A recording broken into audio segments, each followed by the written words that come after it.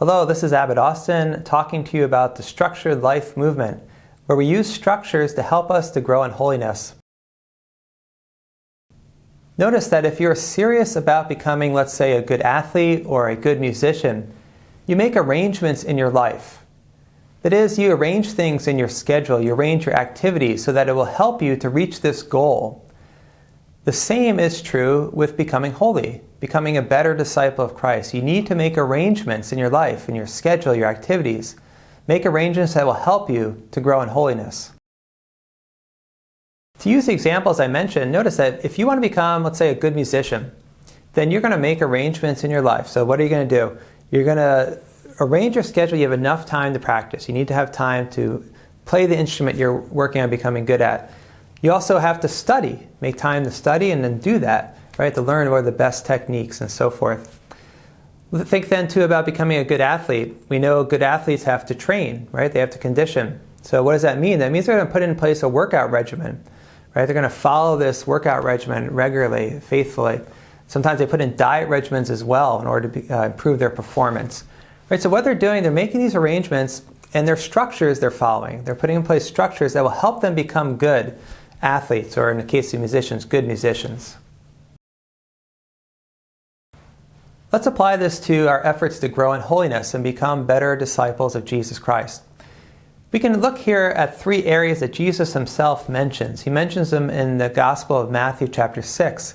He says, when you pray, when you fast, when you give alms. And he goes on and warns against doing this in the wrong way. But he says, when you do these things, so the presumption is we're going to do them. So we should have practices, structures, observances in these three areas to help us to grow in holiness. So with prayer, for private prayer, put in place some structures with regard to when you're going to pray, also how you're going to pray. Also with prayer, we pray as a community, as a church in the liturgy. So the church has given us the structure of going to Mass on Sundays and holy days of obligation.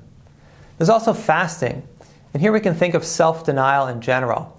We know that if we just simply give in to our base desires, we give in to simply what's convenient, we end up pampering ourselves and we become self-centered.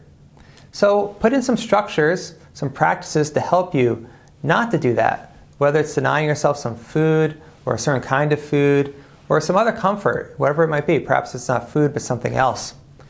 And then there's almsgiving. Here we're talking about giving to the needy, helping those in need in one form or another. So put in place some structures in that regard. This might be, for example, every week I'm going to volunteer at this charitable organization. Or it might be that every month I'm going to give a certain amount of money to a charitable cause. There's different structures you can put in place, but put them in place.